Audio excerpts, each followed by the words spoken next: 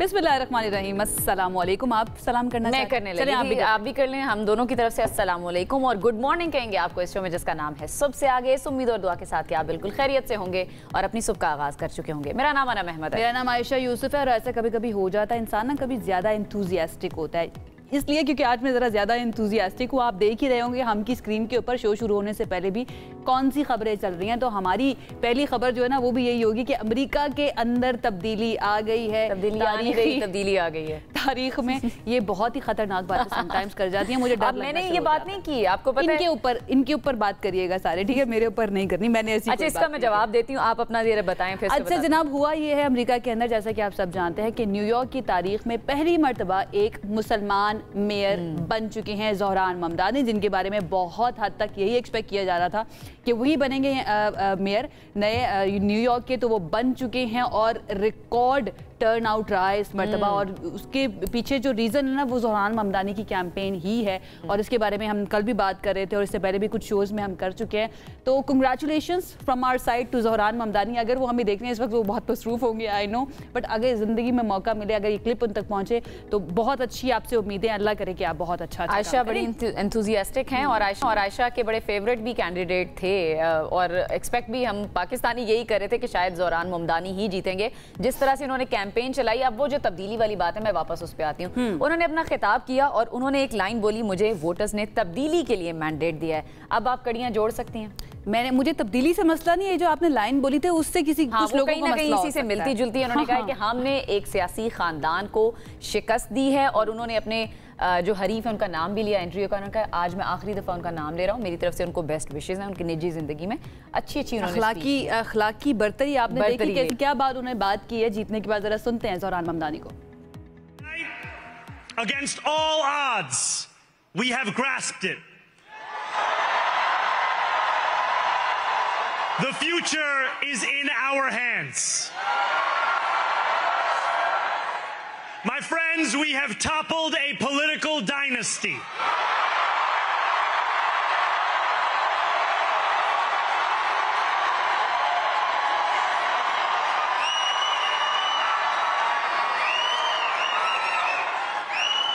I wish Andrew Cuomo only the best in private life.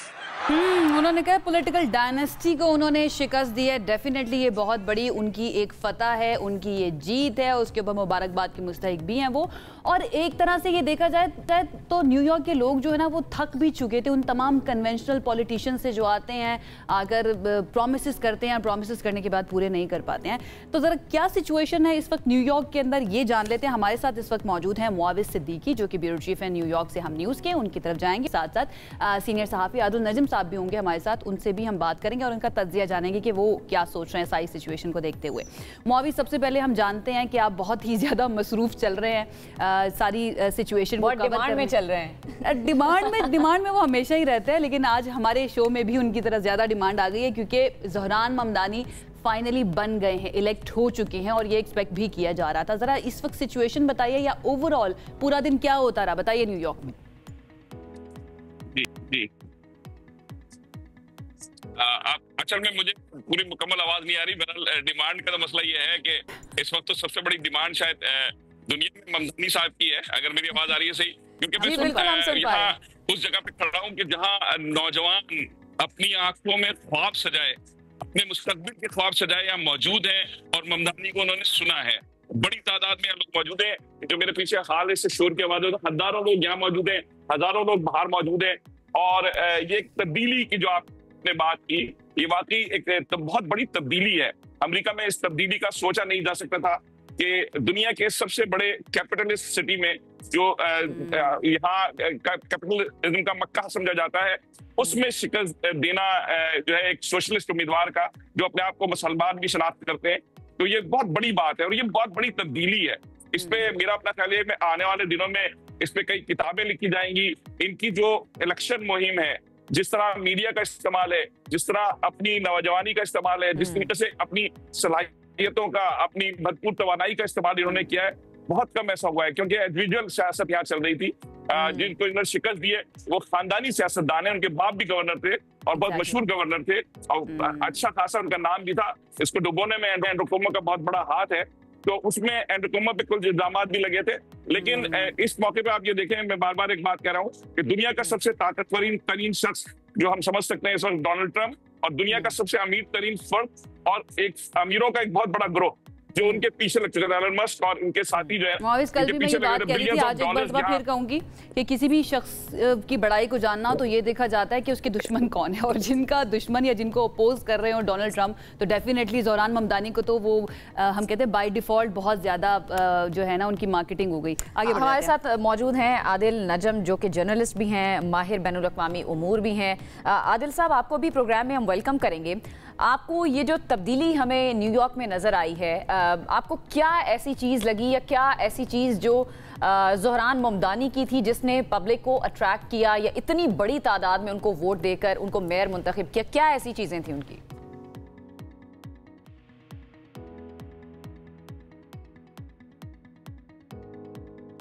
We cannot hear you, Adil साहब। कोशिश करेंगे दोबारा से राब्ता करें ताकि ये टेक्निकल प्रॉब्लम जो है ये दुरुस्त हो सके। आपका एनालिसिस बहुत ज्यादा इंपॉर्टेंट है। अब हम सुन पा रहे हैं आपको। नाउ कंटिन्यू आदिल साहब। जी, बहुत शुक्रिया, आपने मुझे शो में लिया।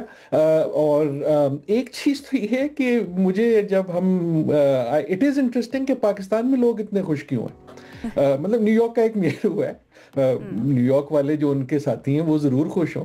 मुझे कुछ याद पड़ता है जब बराक ओबामा इलेक्ट हुए थे या और उनसे भी बहुत तवक्कुआत थी। एंड आई होप के ज़ोहरान जो हैं, I am a great admirer of Zohran and supporter of him, लेकिन ये याद रहे कि वो इलेक्ट हुए न्यूयॉर्क के मेयर। जी जी, इफ यू अलाउ मी, ये मेरे से सवाल किसी और ने भी कहा कि आप इतनी ज्यादा खुश क्यों हैं, या उन लोगों से पूछा जा रहा है कि आप इतने खुश नहीं, आप अकेली नहीं हैं, आप अकेली नहीं हैं। थोड़ा सा इसका जवाब मैं ये देना चाहूंगी कि एक तो वो मुसलमान है, दूसरा वो इमिग्रेंट हैं, और हमें अमेरिकन सिस्टम को इस तरह से देखना चाहिए कि वहाँ पर इतना स्कोप है या इतनी लचक है कि एक इमिग्रेंट आकर भी वहाँ पर एक मेयर बन सकता है, एक ऐसी पोजीशन पर आ सकता है जो फैसला कर सकते हैं।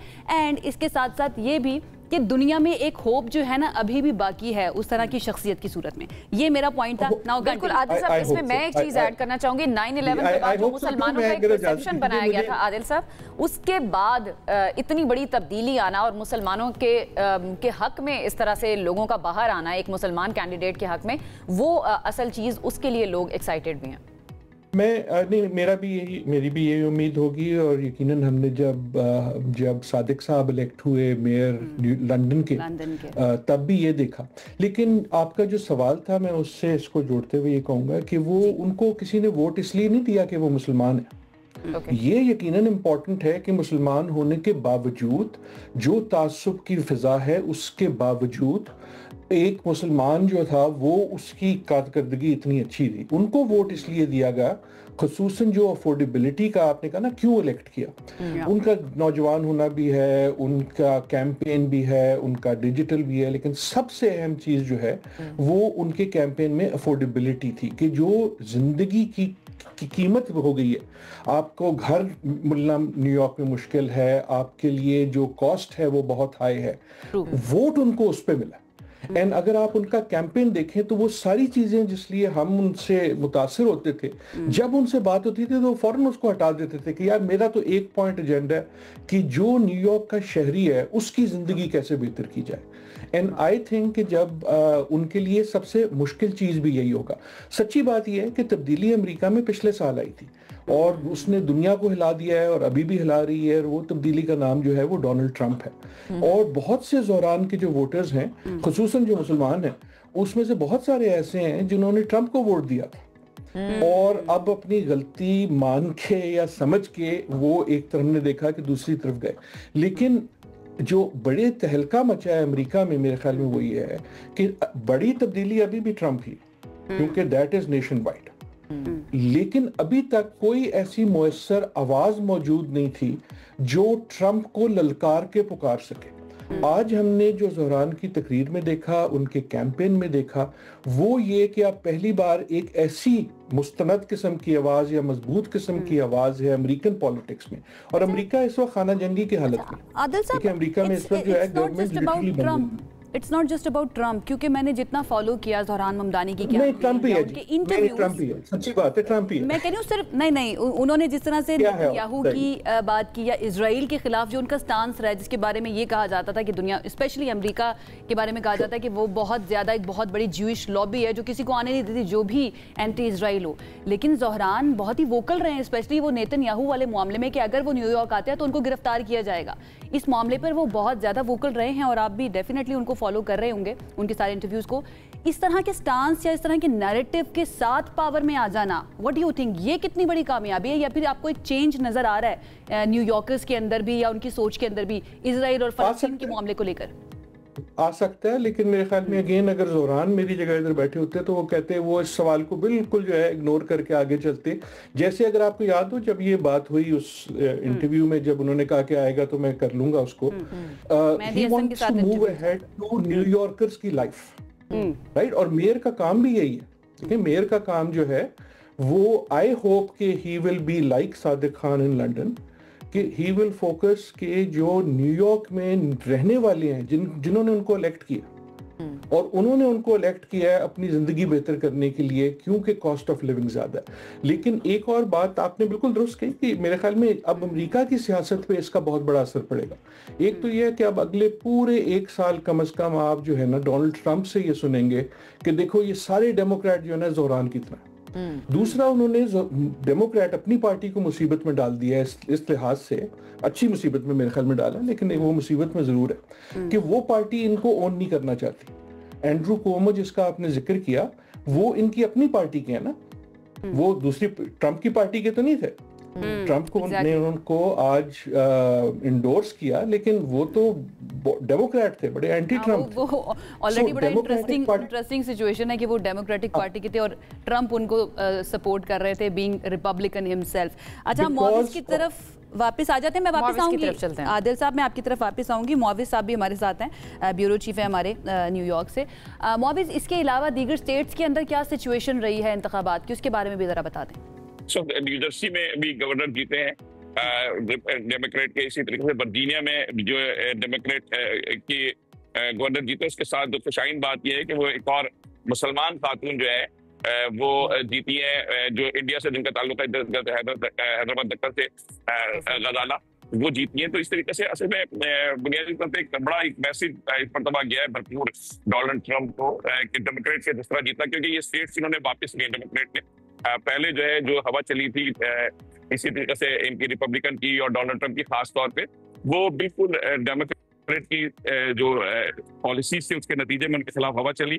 इवन ये कि न्यूयॉर्क में भी आज तक किसी रिपब्लिकन उम्मीदवार ने इतने वोट नहीं लिए थे जितने डोनाल्ड ट्रंप ने लिए, लेकिन जाहिर बात है कि उनकी जो पॉलिसीज थी उसके नतीजे में जो है वो भी हारे थे। और अभी भी डेमोक्रेट की पॉलिसीज में बहुत ज्यादा फर्क तो नहीं आया है, लेकिन जो डोनाल्ड ट्रंप ने काफी मायूस किया है लोगों को, तो उसका एक एहतजाज था। और उसका एहतजाज ये हम बार बार अगर हम न्यूयॉर्क की बात करें तो न्यूयॉर्क में भी वो एहतजाज नजर आ रहा है। और दूसरी ये कि गजाला जो है उम्मीदवार, वो भी एक यहाँ जो एक खास टर्म यहाँ इस्तेमाल की जाती है प्रोग्रेसिव डेमोक्रेट, जो इस वक्त आहिस्ता आहिस्ता छा रहे हैं, जिससे खुद डेमोक्रेट भी परेशान है।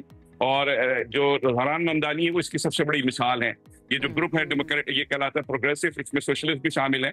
तो बजाय अपनी पार्टी बनाने के इन्होंने डेमोक्रेट में हिस्सा अपना डाला है और ये चैलेंज कर रहे हैं लोगों को। तो ये एक लिहाज से ये जो दो जो वापस आई है गवर्नर की सीटें, ये बड़ी खुशाइन इस डेमोक्रेट के लिए बात है कि, लेकिन इसकी डेमोक्रेट की पॉलिसी से ज्यादा जो है ये इसमें जो डोनाल्ड ट्रंप की नातिस जो तर्ज हुकूमत रहा है और जिस तरीके से वो दाएं बाएं हर एक इम्प्लीमेंट कैसे किया। ठीक है मुआविज, आप साथ ही रहेगा। आदिल साहब की तरफ एक दफा फिर से जाते हैं। आदिल साहब, लेट्स टॉक अबाउट कॉन्सिक्वेंसेज और उसके बाद जो अब इम्प्लीमेंटेशन है प्रोमिसेस की जो किए हैं, खासतौर पर ज़ोहरान ममदानी को अगर हम फोकस करते हुए बात करें, वो कहते हैं कि मैं डेमोक्रेटिक सिस्ट हूँ।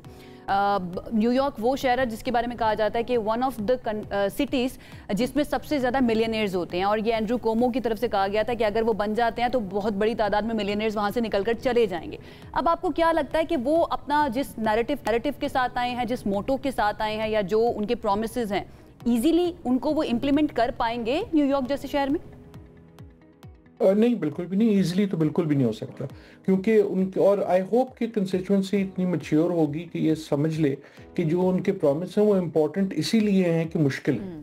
ठीक है ना। उनका प्रॉमिस ये है कि देखो मैं जो आज अगर तकरीर में भी आपने सुना तो वो सिर्फ नारे नहीं थे कि जिस औरत ने बस पे बैठ के अपने बच्चे को पहले स्कूल छोड़ना है और फिर अपने काम पे जाना है, उसकी बस चलती है कि नहीं चलती, जिसने किराए का घर लेना है वो उसका किराया दे सकता है या नहीं दे सकता, ये आसान काम नहीं है। और दूसरा इसलिए भी तो एक तो उनके प्रॉमिस बड़े हैं इसलिए मुश्किल होगा, दूसरा ये है कि अब डोनाल्ड ट्रंप जो है वो हालत जंग में होंगे उनके साथ, सो वो अपना हर हरबा इस्तेमाल करेंगे और वो कह चुके हैं और ये ऑब्वियस है क्योंकि बेचारे डोनाल्ड ट्रंप के लिए एक ये भी सदमा है ना कि वो he himself is a New Yorker. Donald Trump खुद जो है वो न्यूयॉर्क की एक इजाद है एंड बहुत बड़े तो लैंडलॉर्ड उनके भी लिए हैं ये पर्सनलाइज्ड है। और तीसरा मसला सबसे बड़ा एक गुजारिश दीजिएगा, तीसरा जो है फ्रीज कर दूंगा जी जी, तीसरा अहम ये है कि उनकी अपनी पार्टी जो है जैसे हमारे साथी ने भी कहा वो भी इस वक्त स्प्लिट है। So it is not going to be easy for Zohran और मुश्किल बनाया जाएगा, लेकिन that is why this is so important. अच्छा, तो उनको इन चीज़ों को इम्प्लीमेंट करने में चैलेंजेस आ सकते हैं आदिल साहब, और कहाँ से चैलेंजेस आ सकते हैं? हमें पता है कि डोनाल्ड ट्रंप जो है वो उनके सख्त तरीन मुखालिफ थे और उनके खिलाफ कैंपेन्स चलाई गई कि वो मुंतखब ना हो जाए, उन्हें एक्सट्रीमिस्ट और बहुत सारे अलकाबात से नवाजा गया। तो आपको क्या लगता है कि उनको प्रॉब्लम कहाँ पे आ सकती है? देखिए, एक तो फिस्कल प्रॉब्लम आ सकती है, जो उनके जो सबसे जो अहम जो प्रपोजल्स हैं उनके लिए जो कॉस्ट है वो कहाँ से आएगी। और उन्होंने प्लान कुछ दिए हैं, लेकिन आज की इलेक्शन में जिन लोगों ने उनको वोट दिया है, अगर आप पोल्स देखें तो उन्होंने साथ भी ये कहा था कि दे रियलाइज कि वो प्लान्स कुछ अनरियलिस्टिक हैं। कि देखें ना, अगर आपने रेंट को कम करना है एक बड़े शहर में न्यूयॉर्क जैसे, तो वो कहाँ से पैसा आएगा? और उनका जवाब ये है कि वो पैसा लाएंगे by taxing the richest people. तो वहां से हमें यकीनन एक जो है ब्लो बैक आएगा कि एक बहुत जो अहम कंस्टिट्यूएंसी है वो अपना हर हरबा इस्तेमाल करेगी, वो सोशल मीडिया को इस्तेमाल करेगी। आप देखेंगे, मैं आपको यकीन से बता सकता हूँ कि कहीं ना कहीं से कोई स्कैंडल निकाल दिया जाएगा, कोई एक ऐसी अफवाह फैला दी जाएगी, जैसे होता है तमाम दुनिया में, जैसे पाकिस्तान में होता है वैसे यहाँ भी होता है। So it is going to be a rough ride for him. लेकिन मेरे ख्याल में अगर उन्होंने जिस तरह अपनी कैंपेन चलाई है उसी तरह हुकूमत करते हैं तो then maybe he is up to it.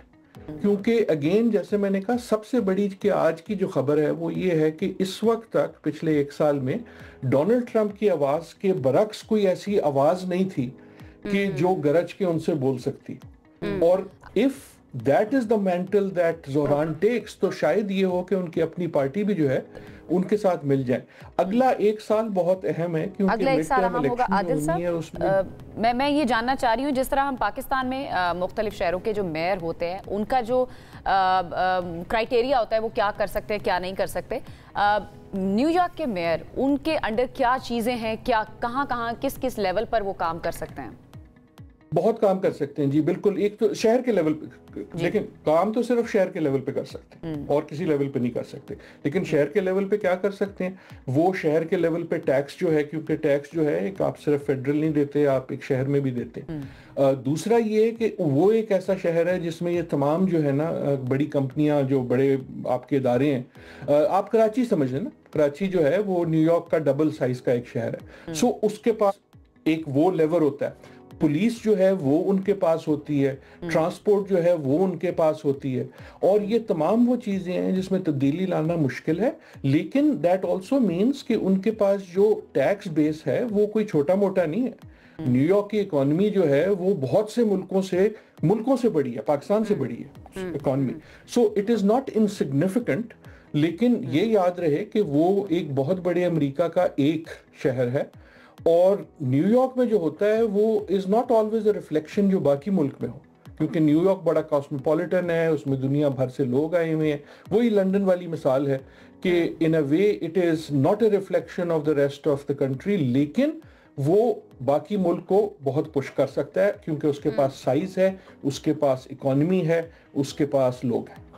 ठीक है, इन द एंड ये बता दीजिएगा आदिल साहब कि एक तो टैक्स का निज़ाम है, वहाँ से बहुत बड़ी मिकदार में पैसा आता है। फेडरल भी क्या ट्रांसफ़र करता है पैसा? क्योंकि कहीं पर मैं ये देख रही थी, एक हेडलाइन मैंने पढ़ी कि ट्रंप ही कह रहे थे कि मेरे लिए मुश्किल हो जाएगा अगर ज़ोहरान ममदानी बन जाते हैं मेयर, तो वहाँ पर वो जो पैसा ट्रांसफ़र करते हैं या फिर जो उनको ग्रांट दी जाती है, मैं समझने के लिए सिर्फ, क्योंकि मैं नहीं जानती कि क्या सिस्टम है टैक्स का, हमें पता है क्या फेडरल से भी आता है?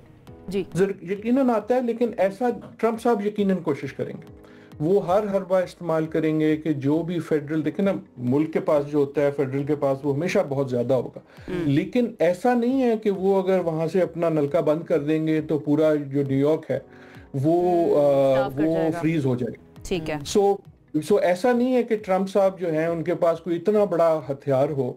सो अगर जंग होती है तो मसला ये है कि अगर ट्रंप फॉर एग्जांपल रिटेलिएट करते हैं तो उसकी जो कीमत है वो तो आम न्यूयॉर्कर को देनी होगी। अगर आम न्यूयॉर्कर की जिंदगी वो तंग करेंगे तो वो जो है ज़ोहरान के अगेंस्ट हो जाएगा। तो इस लिहाज से, और हम ये देख रहे हैं कि ट्रंप को बहुत सारी जगहें जो पसंद नहीं है। मैं बॉस्टन में मौजूद हूँ, ट्रंप ने बॉस्टन के साथ भी यही किया है कि जी मैं आप पे जिंदगी मुश्किल कर दूंगा।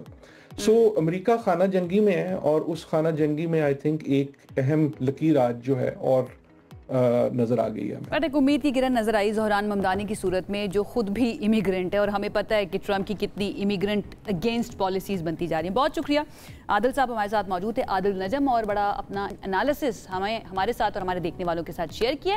और जनाब सिटी दैट नेवर स्लीप्स यानी कि न्यूयॉर्क, उनका मेयर जो है वो मुंतखब हो चुका है, और जनवरी के आगाज़ में जाकर ज़ोहरान ममदानी जो है वो बतौर मेयर अपने ओहदे का भी उठाएंगे और काम भी शुरू करेंगे। इसके बारे में आने वाले बुलेटिन्स में भी बात होती रहेगी, हमारे शो के अंदर भी बात करते रहेंगे, लेकिन अभी हमें जाना है एक ब्रेक की तरफ। वापस आएंगे, स्टे विद अस। ब्रेक के बाद आपको कहें कि खुशामदीद, कुछ क्रिकेट की बात करना बहुत ज़्यादा ज़रूरी है। फैसलाबाद का स्टेडियम था, 17 साल के बाद वहाँ पर तमाशाइयों की एक भरमार नजर आई, नारे हमने सुने और बनते भी थे। इतने ज़्यादा जब क्राउड आपको सपोर्ट कर रहा हो ना, तो वैसी एंथुजियाज्म बहुत ज़्यादा बढ़ जाता है, और इसके साथ साथ जोश के अंदर ना आप अच्छा परफॉर्म करना शुरू कर देते हैं। इसका मतलब ये नहीं है कि मैं हमारी टीम की जो कैपेबिलिटीज़ है ना उनको डाउट करी, हमें पता अच्छा भी खेल लेती है। तो कल अच्छा खेले ना, जीत गए भाई, यही तो कह रही हूँ ना, अच्छा, जीत गए माशाल्लाह से, और डेफिनेटली बनता भी था। फैसलाबाद वाले ये डिजर्व भी करते थे, उन्होंने मद्दाहों को बिल्कुल मायूस नहीं किया। शाहीन जो है उन्होंने जनूबी अफ्रीका को पहले वनडे में बहुत ही इंटरेस्टिंग मुकाबले के बाद लास्ट मोमेंट तक लेकर गए मैच को। आप शाहीन आफरीदी की बात करिए या शाहीनों की बात करिए? मैं शाहीनों की भी बात कर रही हूँ, उसके बाद शाहीन आफरीदी की भी बात। क्या बात है जी, शाहीन आफरीदी ने कल पहली दफा वनडे की कप्तानी की है और रिजल्ट्स बड़े अच्छे आए हैं, टीम जीत गई है और सीरीज 1-0 की बर्तरी पाकिस्तान ने सीरीज में हासिल कर ली है। 264 रन हदफ था, और उसके ताक़ुब में सलमान अली आगा, मोहम्मद रिजवान, फ़खर जमान ने ज़बरदस्त किस्म की बैटिंग का मुजाहरा किया, और सलमान अली आगा ने 62 रन बनाए। मोहम्मद रिजवान की बात करें उन्होंने 55, फ़खर जमान ने 45 रन बनाए, यानी सब ने अपना अपना कंट्रीब्यूशन दिया है। जबकि अगर दूसरी तरफ हम आ जाए बॉलिंग साइड पे, तो नहीं दिया, हाँ ओपनर्स ने नहीं दिया, लेकिन चलें ओपनर्स के बाद बात भी कोई बात नहीं, बच्चा है। बहरहाल बॉलिंग में नसीम शाह, अबरार अहमद ने जनूबी अफ्रीकी बैटिंग लाइन को हिला कर रख दिया, और उन्होंने बेहतरीन किस्म की बॉलिंग की। फिर शाहीन शाह अफरीदी, जिसकी मैंने अभी बात की कि वो वनडे में पहली मरतबा कप्तानी कर रहे थे और पहली ही उनको कामयाबी मिल गई। अब इसका इम्पैक्ट क्या होगा अगले मैचेस पर, इस पर बात कर लेते हैं। हमारे साथ मौजूद हैं स्पोर्ट्स एनालिस्ट सैयद मोहम्मद ओवैस। ओवैस, बहुत शुक्रिया हमें ज्वाइन करने के लिए।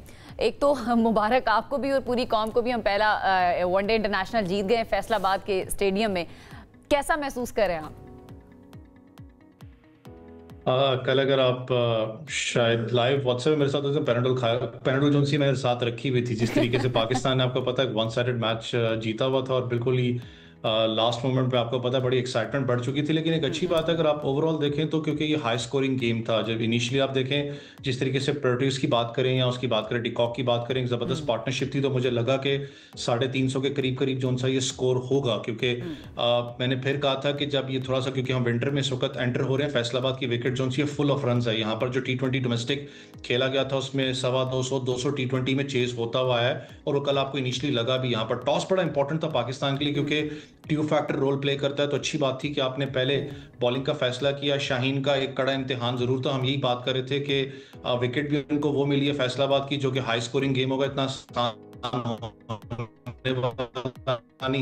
तीन वनडे मैचेस में, लेकिन कल बड़े पॉजिटिव नजर आए जिस तरीके से उन्होंने कल, आप बॉलर्स को देखें कि उन्होंने यूज किया। उसके बाद शाहीन की बात करें स्पेसिफिकली, बहुत अरसे के बाद आपने देखा कि डेप्थ ओवर्स के अंदर जाके पाकिस्तान ने कम बैक किया, जिसमें नसीम शाह की बात करें, इब्रार की बात करें, क्योंकि इनिशियली इब्रार भी बड़ा आपको ऑफ कलर नजर आ रहे थे इस मैच के अंदर। तब हम भी कह रहे थे कि इससे बेहतर था शायद आप सुफियान मुकीम को जोन सा चांस देते, हैट्रिक करते करते वो रह गए बेचारे। लेकिन एक अच्छी परफॉर्मेंस थी पाकिस्तान की। लेकिन ओवरऑल एक जो सबसे पॉजिटिव चीज थी वो था आपकी ओपनिंग बैट का जो है वो एक अच्छा स्टांस देना। वैसे ओपनर्स तो फिर भी परफॉर्म कल करके गए हैं। साइम अयूब ने भी रन्स बनाए हैं, फखर जमान ने भी रन्स बनाए, लेकिन उसके बाद वन डाउन आने वाले बाबर आजम, जिस पर सबकी नजरें जिन पर होती हैं, वो कल फिर परफॉर्म नहीं कर सके। क्या प्रॉब्लम आपको लग रहा है बाबर आजम का इस वक्त? देखिए, प्रॉब्लम तो मुझे नजर नहीं आ रहा, क्योंकि T20 के अंदर आपको पता उन्होंने परफॉर्म करके दिया, 2 साल के बाद वो मैन ऑफ द मैच भी हुए हैं। शायद वो जो T20 मॉड से एकदम जो शिफ्ट गियर आप करते हो ओडीआई क्रिकेट के अंदर, तो ये मामला जरूर होते हैं, क्योंकि एक्सपेक्टेशन ज्यादा है। आपको पता है जब भी बाबर आते हैं, कल भी आपने देखा होगा जब वो आउट हुए, ग्राउंड ऑलमोस्ट खाली हो चुका हुआ था। अगर हालिया थोड़े से अगर मैं अरसे की बात करूं, तो बाबर आजम वो बैट्समैन है जिन्होंने इनिशियली जो है 5 ओवर्स के अंदर अंदर या 15 ओवर के 5 ओवर में मैक्सिमम आप कर लें कि आके पाकिस्तान के लिए बैटिंग की है, क्योंकि आपकी जो ओपनिंग डिपार्टमेंट है वो फ्लॉप हो जाता था। ये वो प्लेयर हैं जिनसे अगर आप ये एक्सपेक्ट करें कि आके वो फ्लैबॉयंट क्रिकेट खेलेंगे, आती पहली बॉल से वो गो हेड करेंगे, नहीं होने वाला। इनको थोड़ा टाइम चाहिए होता है, थोड़ा सा अपने आप को रिलैक्स पोजीशन में करके तो आगे इनिंग्स को बिल्ड कर सकते हैं। लेकिन जिस पोजीशन पे वो बैटिंग करें, वो एक बैकबोन पोजीशन की हैसियत है। आपने राइटली पॉइंट किया कि बड़ी इंपॉर्टेंट पोजीशन है कि आपने मिडिल ऑर्डर को भी साथ लेके चलना है और आपने डाउन दी ऑर्डर को भी एक प्लेसमेंट बना के देनी है, जो कि मैच की जो एक प्रॉपर एक जो आप एक सेट पैटर्न मैच का जो लेके चलते हैं।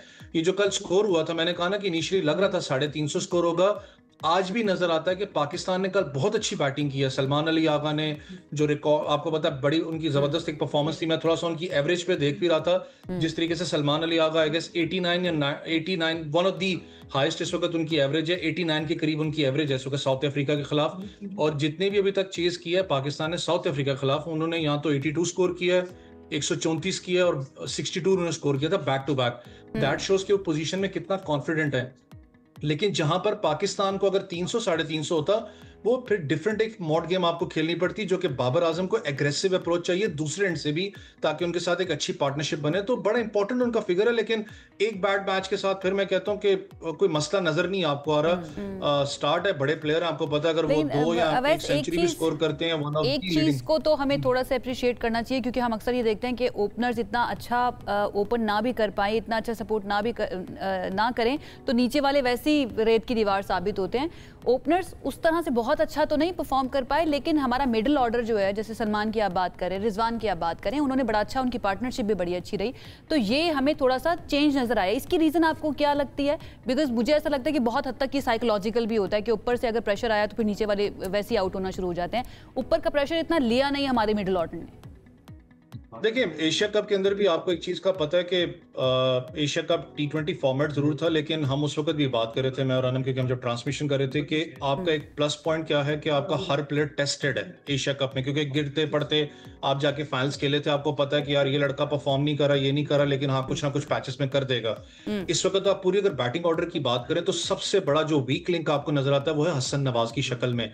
मैं कल भी ये बात कर रहा था कि डोमेस्टिक जो यहाँ पर खेला गया था, उसमें इन सब प्लेयर्स ने टेस्ट किया हुआ इस विकेट को, सबने परफॉर्म किया, क्योंकि ये बैटिंग ट्रैक है, सबको पता है कि इस विकेट का मॉइस्चर क्या होगा, यहाँ पर बैटिंग कैसे करनी है। लेकिन मुसीबत ये है कि उनका बैटिंग ऑर्डर उस टीम के अंदर डोमेस्टिक में कुछ हो रहा है। पूरी जिंदगी उन्होंने ओपन किया है, इस पोजीशन पे उन्होंने कभी खेला नहीं है। जितना उनको फ्लक्चुएट हमने किया हसन नवाज को, ऑब्वियसली उनका जो स्ट्रैटेजी है, जो उनका एक गेम प्लान है, उसको हमने सारा डिस्टर्ब करके रख दिया हुआ है। हसन नवाज की जगह पे फिर मैं शायद बहुत से लोग मुझ पे डिसएग्री करें, तो आपके पास बड़ा एक जबरदस्त काम था कि आप इरफान खान न्याजी जैसे प्लेयर को आप इंक्लूड कर सकते हैं। मुझे नहीं पता उसका इशू क्या है, क्योंकि वनडे में उस लड़के ने परफॉर्म करके दिया, इस पोजीशन में बॉलिंग यूनिट में भी किया, फील्डिंग यूनिट में पोजीशन आप करें, ऑर्डर कॉम्प्रोमाइज नहीं होना चाहिए। और वैसे हमारे पास वक्त की कमी है, मैं चाह रही हूं कि आप जरा शाहीन शाह अफरीदी की जो कल की कैप्टनसी है उस पर भी थोड़ा कमेंट कर दें। कल आप बात कर रहे थे कि मुझे समझ नहीं आ रही कि उनको वनडे का कप्तान क्यों बनाया गया है। अब समझ आ गई है। हाँ, आपने कैसा पाया उनको one day as a one day captain? देखिए, पहला मैच है, फिर मैं कहूंगा कि लॉन्ग डिस्टेंस टू गो, क्योंकि एक चीज तो आपको एक मैच पे एनालाइज कर देना वैसे, आपको एक मैच में क्या लगा?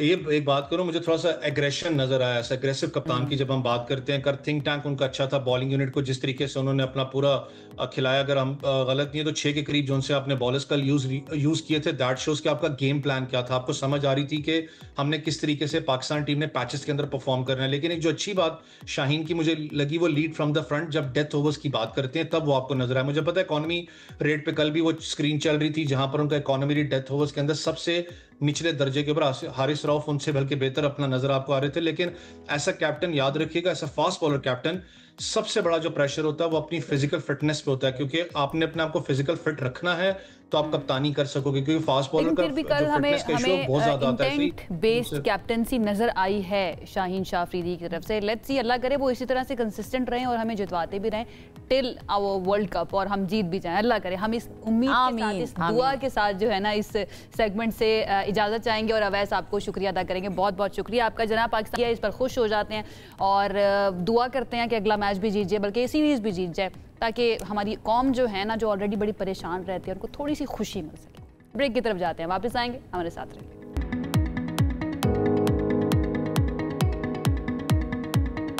ब्रेक के बाद आपको कहेंगे खुश आमदीद। और आते ही सवाल मैंने आपसे ये पूछना है कि क्या आप लोग सोशल मीडिया इस्तेमाल कर रहे हैं? और अब आप सोच रहे होंगे ये क्या सवाल हुआ भाई, सोशल मीडिया तो आजकल अम्मा बाप इस्तेमाल करें, हर जनरेशन के लोग इस्तेमाल करें, बच्चे भी इस्तेमाल करें, लेकिन सवाल, अब असल सवाल ये है कि किस मकसद के लिए आप सोशल मीडिया का इस्तेमाल करें। क्या आपने सिर्फ इसको तफरीह का जरिया बनाया हुआ है, या फिर आप ये जानते हैं कि ये हमारी सोच, हमारी मिजाज, हमारे फैसलों और यहाँ तक कि हमारी पूरी जिंदगी पर किस तरह से असरअंदाज हो रहा होता है, हमारी जिंदगी को मुतासर कर रहा होता है। हम रोजाना पता नहीं कितने घंटे सोशल मीडिया को दे देते हैं, दर्जनों लोगों को हम फॉलो कर रहे होते हैं, फिर कुछ हमें हंसाते हैं, वो भी अच्छा काम है, कहते हैं ना हंसाना भी एक नेकी है, लेकिन कुछ नेगेटिवली हमें इम्पैक्ट हमारे ऊपर डाल रहे होते हैं। ऐसे ऐसे ख्यालात हमारे जहनों में आते हैं, कहीं ना कहीं लोग कॉम्प्लेक्सिटी का शिकार हो जाते हैं, किसी को देखे अच्छा यार इसके पास ये मेरे पास क्यों नहीं है। भाई बहुत हर तरह का असर, मुझे लगता है कि आप जो चीज़ ढूंढ रहे होते हैं ना वो आपको सोशल मीडिया पर मिल जाती है, एंड देन वो असरात आपके दिमाग पर ऐसे होते रहते हैं कि आपको लगता है कि वाकई में जो मैं सोच रहा हूँ ना वो बिल्कुल ठीक है, और AI ने आके तो फिर मुकम्मल आपको कह दिया कि जो आप सोच रहे हैं वो बिल्कुल ठीक सोच रहे हैं। हम जरा बात करेंगे कि स्मार्ट फॉलोइंग जो होती है सोशल मीडिया के ऊपर वो किस तरह से हो सकती है। इसके साथ साथ बहुत सारे लोग ऐसे भी हैं जो एज अ प्रोफेशन जो है सोशल मीडिया का इस्तेमाल करते हैं, या सोशल मीडिया इन्फ्लुएंसर्स होते हैं, तो वो किस तरह की वीडियोस बना सकते हैं, किस तरह का कंटेंट जो है वो ज़्यादा पसंद किया जाता है, या फिर ऐसा कौन सा कंटेंट होना चाहिए जो आपके लिए भी अच्छा हो, इन्फॉर्मेटिव हो, और जो आपके देखने वाले हैं उनके लिए भी अच्छा होना चाहिए। तो इसके लिए इससे बेहतर और कौन होगा कि हम किसी सोशल मीडिया इन्फ्लुएंसर को बुलाएं जो कि ऑलरेडी बहुत अच्छा काम कर रहे हैं। आप सब उनको जानते हैं, इम्तिनान अहमद सोशल मीडिया इन्फ्लुएंसर आज हमारे साथ मौजूद हैं। वेलकम करते हैं उनको। अस्सलाम वालेकुम, thank you very much for having me. और आप दोनों को देखकर जिस तरह से आप लोग शो कंडक्ट करते हैं, दिन बड़ा अच्छा गुजरता है, तो मजा आता है कि आपने शो बहुत अच्छा कर दिया। हम भी आपका कंटेंट ऑन एंड ऑफ देख रहे होते हैं और आपका कंटेंट देख के भी हमें सेम ही फीलिंग आ रही होती है कि थैंक यू सो मच। बस लाइक करना, कमेंट करना और बेल आइकन जरूर दबाना है आपने। बेल आइकन जरूर दबाना है। इट इज अ फैक्ट कि अब हमारी जिंदगी का हिस्सा बन चुकी है कि सुबह उठ के जब तक हम अपने सोशल मीडिया को ना देखें तब तक हमारा दिन मुकम्मल नहीं होता। लेकिन जो हम कंज्यूम कर रहे हैं, वी डोंट नो कि उसके कॉन्सिक्वेंसेस या रिपरकशंस जो है ना वो क्या हो सकते हैं। What do you think about it? 100%। सुबह उठकर फेसबुक भी देखना है, इंस्टाग्राम भी देखना है, एक्स पे, ट्विटर पे क्या चल रहा है, लेटेस्ट क्या चल रहा है, ट्रेंडिंग क्या है आज, what exactly is happening in the world, वो भी देखना है। यूट्यूब की कोई रील देखनी है या कोई यूट्यूब के ऊपर कोई कंटेंट देखना है तो वो अलग है। तो हर एक ने स्नैपचैट, जो भी आपका प्राइवेट लाइफ में चल रहा है वो अलग चल रहा है। सो व्हाट्सएप तो वो एक पर्टिकुलर ऐप है जिससे मैं लिटरली बड़ा तंग हूँ, क्योंकि इतने सारे ग्रुप्स होते हैं, फैमिली के ग्रुप्स अलग हैं, दोस्तों के ग्रुप्स अलग हैं, वर्क ग्रुप्स अलग हैं, और हर कोई अपना ज्ञान, अपनी नॉलेज बताने की आपको कोशिश कर रहा होता है। And I am really sick of that particular app. Yes, unfortunately social media के बगैर आप रह भी नहीं सकते। The way the world is working, हर किसी के पास कोई ना कोई अकाउंट कहीं ना कहीं मौजूद है। जो चीज़ आप 24 घंटे देखेंगे वही आपके जहन में रहेगी, वही आपकी पर्सनालिटी बनती जाएगी। अगर आप 24 घंटे कुरान पढ़ रहे हैं या अपनी कोई कोर्स की किताब पढ़ रहे हैं या कोई इल्म हासिल करने की कोशिश कर रहे हैं, योर पर्सनालिटी इज शेपिंग और रेगुलर। अच्छा, पहले वो बड़े कहा करते थे ना, अभी भी हमारे बड़े जो है अक्सर कहते हैं कि इंसान जो है ना वो दोस्तों से पहचाना जाता है, उसकी गैदरिंग कैसी है। अब इंसान फॉलोइंग से पहचाना जाता है कि वो फॉलो कर रहा है, आप किसको फॉलो कर रहे हैं। अगर मैं किसी इन्फ्लुएंसर को देखता हूँ और वो देखता हूँ कि अगर 20 लोगों को फॉलो कर रहे हैं, by just looking at them I will find out कि एग्जैक्टली ये क्या कर रहे हैं या करने वाले हैं या क्या सोच रहे हैं, तो आपको समझ में आ जाता है। अब सिलसिला ये कि जितने आपने बहुत से एक्टर्स को देखा है कि जो हर वक्त वो कहते हैं ना to be in the news, कि वो खबरों में रहने के लिए जो चीज़ 24 घंटे आएगी वही स्टार होगी। इसलिए हर इंसान, हर इन्फ्लुएंसर स्टार बनने के लिए, सामने रहने के लिए वो किसी न किसी तरह खबरों का हिस्सा बनने के लिए they are there to provide their content. लेकिन ये सवाल हमारा होना चाहिए कि हमने किसको फॉलो करना है, और ये सवाल बहुत गहरा है टू बी वेरी ऑनेस्ट।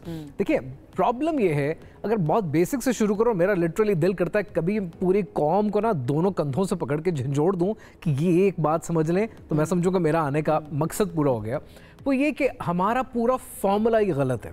बच्चा पैदा होता है, हमारी कोशिश ये होती है उसको सांस आता रहे, वो गिरा तो नहीं है, उसको चोट तो नहीं लगी है, उसने खाना खा लिया, थोड़ा बड़ा हो गया, स्कूल चला गया, होमवर्क हो गया, करियर की चॉइस कर ली है, उस यूनिवर्सिटी में चला गया, अब जल्दी से नौकरी लग जाए, अब शादी की उम्र हो गई है, और फिर सारा विश्व रिपीट होता है। इस सब के अंदर वैल्यूज कहाँ दिए हमने उसको कब बताया कि क्या सच है, क्या गलत है, क्या करना है, क्या नहीं करना है। ये वैल्यूज आज सोशल मीडिया पर इन्फ्लुएंसर्स बताई जाती थी, ये सारी वैल्यूज मुझे ऐसा लगता है मिलेनियल्स की जनरेशन तक बताई जाती थी। अब तो सोशल मीडिया तरबियत कर रहा है हमारी जनरेशंस की। अब अक्सर मैं ये बात करती हूँ कि सोशल मीडिया के ऊपर जिस तरह के ये पेजेस बने हुए हैं या जो एक वर्चुअल फॉर्म के अंदर आपको ह्यूमन बींग्स नजर आ रहे होते हैं जो आपको सिखा रहे हैं, वो उसका ऑल्टरनेट नहीं हो सकते जो एक उस्ताद होता है जिसके साथ फिजिकली आप बैठकर सीख रहे होते हैं। अच्छा, ये जो फोमो है, अब इससे निकलना किस तरह से है? Fear of missing out. हर कोई कहता है कि भाई मुझे रिलेटेबल रहना है, मुझे पता चलता रहे दुनिया के अंदर क्या चल रहा है, ये जो आप बात कर रहे थे। एंड अगेन ये सेल्फ डिसिप्लिन की बात है, आपको खुद अपने आप को डिसिप्लिन करना पड़ेगा। हाउ पेरेंट्स या टीचर्स या जितने भी सोशल मीडिया इन्फ्लुएंसर्स हैं वो कैसे लोगों को कह सकते हैं या मजबूर कर सकते हैं कि आप जाके उन सोशल मीडिया पेजेस को फॉलो करें जो आपके लिए अच्छे हैं?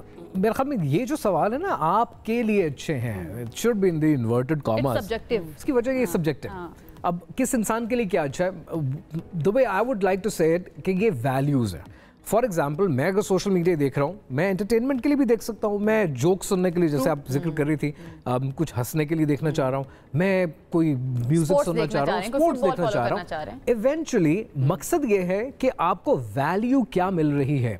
बहुत से लोग जब कंटेंट बनाते हैं, कोई आपको मॉरल रिलेटिविज्म सिखा रहा है, कोई आपके अखलाक बिगाड़ रहा है, कोई आपको जेलस बना रहा है, कोई आपके अंदर हसद पैदा कर रहा है, कोई आपको एथियस्ट बना रहा है, कोई आपको एथियस्ट बना रहा है। तो आपने सिर्फ ये सोचना कि जो मैंने 1-2 घंटे लगाए, घंटे से मैं स्क्रॉलिंग कर रहा हूँ, this is also very interesting कि स्क्रॉलिंग अपवर्ड डाउनवर्ड होती है, ये लेफ्ट राइट नहीं होती, क्योंकि अगर लेफ्ट राइट भी होगी ना तो ये किताब की तरह मुझे एहसास होगा कि बहुत ज्यादा हो गया ना, खत्म हो गई किताब।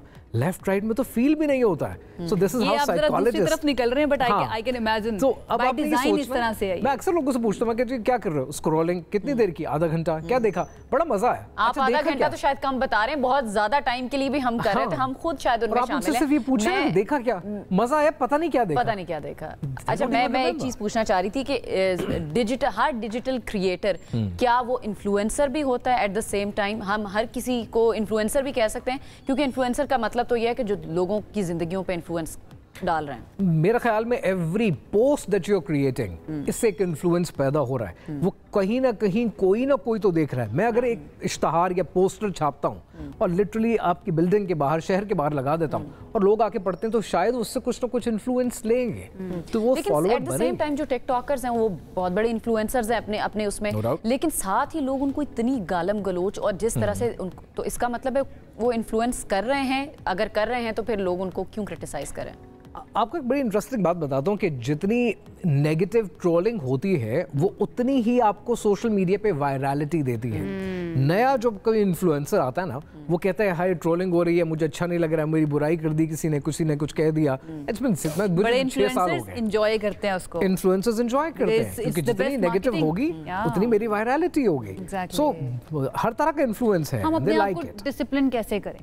अपने आप से सवाल पूछें कि ये जो मैंने देखा है ये मैंने क्यों देखा है, और इससे मुझे मिला क्या है, और अगर कुछ नहीं मिला तो मैं अपना टाइम क्यों ज़ाया कर रहा हूँ? Because at the end of the day जो सबसे इंपॉर्टेंट कमोडिटी है जो हर इंसान के पास है, उसके पास वक्त है, और ये एक लिमिटेड क्वांटिटी है, किसी को नहीं पता उसके पास कितना है। यही आप 2-2 घंटे उठा के रोज दिए जा रहे हैं, एक प्लेटफॉर्म पे दूसरे प्लेटफॉर्म पे, एक इन्फ्लुएंसर को दूसरे। अच्छा इम्तिनान, हमारे पास वक्त की कमी है, मैं चाह रही हूँ आप थोड़ा सा ये बता दें कि स्कोप कितना है एक डिजिटल क्रिएटर का। फाइनेंशियली मैं पूछ रही हूँ, अच्छे हमें पता है कि बहुत अच्छे लोग अर्न कर रहे हैं, तो क्या स्कोप आप देख रहे हैं मजीद? टू बी ऑनेस्ट मेरे लिए तो अभी तक ये फुल टाइम बिजनेस नहीं बना, but yeah there is money in it, certainly पैसे आते हैं और अच्छे पैसे आते हैं। किस प्लेटफॉर्म से पैसे आते हैं? यूट्यूब यूट्यूब से पैसे आते हैं, टिकटॉक से पैसे आते हैं, इंस्टाग्राम पे अगर आप किसी को शाउट आउट्स देते हैं, कोलैबोरेशंस करते हैं, उससे भी पैसे आते हैं। लेकिन शायद अभी भी ना बहुत से लोग कुछ प्रोडक्ट्स लॉन्च की तरफ चले जाते हैं, कुछ अपना से बिजनेस बना लेते हैं। इंपॉर्टेंट ये है कि आप एक मुकब्बिर बन जाते हैं। आपकी आवाज़ सुनने के लिए एक दुनिया, एक आवाम खड़ी है। अभी आपकी मर्जी है आपने उसको किस डायरेक्शन में डालना है।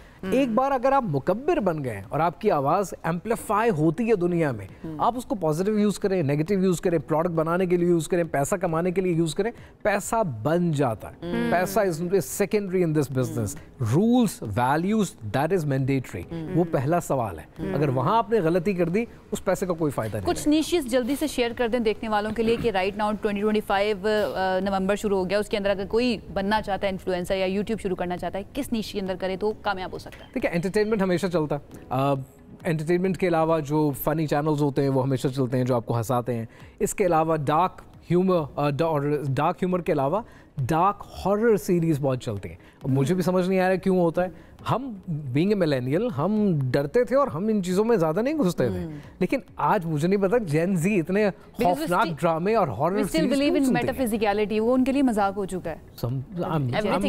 टू अंडरस्टैंड कि क्या वजह है। हम तो भागते थे, ये देखना चाहते हैं। सो अगर anything that is related to any horrific series या उसके हवाले से कोई कहानियाँ ऐसी हैं, this is what people are interested in. At the same time लोग रिलीजियस कंटेंट भी सुनना चाहते हैं। मेरा अगर आप सारा सिलसिला उठाकर देख लें, मैं एंड ऑफ टाइम्स की बात करता हूँ, मैं अखलाक की बात करता हूँ, मैं वैल्यूज़ की बात करता हूँ, तो लोग वो भी सुनते हैं। तो ऐसा नहीं है कि ये ऑडियंस नहीं है। एंड आई एम हैप्पी कि लोग ये सुनना तो चाहते हैं ना, तो अच्छी बात भी सुनना चाहते हैं। और उसमें फ़ायदा ये भी होता है, मुझे ऐसा लगता है कि इन्फ्लुएंसर को ना जो बन रहा है या कर रहा है काम, उसको खुद भी मेहनत करनी पड़ती है एंड अल्टीमेटली उसके अपने नॉलेज में भी इजाफा हो रहा है। Exactly. Thank you so much Imtinan, nice to have you on the show once again. हमेशा अच्छा लगता है जब भी आप आते हैं। जनाब इम्तिनान अहमद सोशल मीडिया इन्फ्लुएंसर हमारे साथ मौजूद थे। उनकी बातें आपने सुनी, बड़ी कड़ी उन्होंने बातें की, लेकिन सच्ची बातें की हैं। मैं एंड इस बात पर करना चाहूँगी कि अगर कोई चीज़ आपको मुफ्त मिल रही है ना, जिसका मतलब प्रोडक्ट आप हैं। ये बड़ी फेमस लाइन है, लेकिन इसको बैठकर कभी सोचिएगा, आपको पता चलेगा कि यू आर द प्रोडक्ट। आपके ऊपर काम हो रहा है, आपका माइंडसेट तब्दील हो रहा है। तो अपने आप को महफूज करना, अपने माइंड को महफूज करना, उसकी चौकीदारी करना जो है ना, ये बड़ा इंपॉर्टेंट है। एक ब्रेक की तरफ जाते हैं, वापस आएंगे, साथ रहिए। 29 नवंबर 2025 बहुत ही इंपॉर्टेंट डे होने वाला है दुनिया के मशहूर तरीन लंपिनी स्टेडियम के अंदर, जहां पर होगी एक तारीखी फाइट बैंकॉक के अंदर, जहां पर पाकिस्तान के जबरदस्त किस्म के बॉक्सर खान ज़ईद आफरीदी भारतीय अरीब के खिलाफ रिंग में उतरेंगे और इंशाल्लाह 3 दफ़ा मुझे कहना है, कौम का सर एक मरतबा फिर से फख्र करने के लिए वो मुकम्मल तौर पर तैयार हैं। बिल्कुल, ये फाइट महज दो फाइटर्स के दरमियान नहीं होने वाली, बल्कि दो कौमी जज्बे हैं जो लड़ेंगे, ये दो कौमी जज्बे। और अगर खान सईद ये लड़ाई जीत जाते हैं तो वो WBC world boxing bantam weight championship के लिए वन चैंपियनशिप बैनर के तहत क्वालिफाई करने वाले पहले पाकिस्तानी भी बन जाएंगे। फिर से कहें इंशाल्लाह 3 दफ़ा हो गया। अब यही नहीं है, खान सईद आफरीदी ने पहले ही दुनिया में पाकिस्तान का नाम इससे पहले रोशन वो कई मरतबा कर चुके हैं। 2023 की बात कर लें तो उन्होंने WMO बेल्ट जीतकर तारीख भी रकम की है। और क्या क्या उन्होंने जीता है, कौन कौन से टाइटल जीते हैं,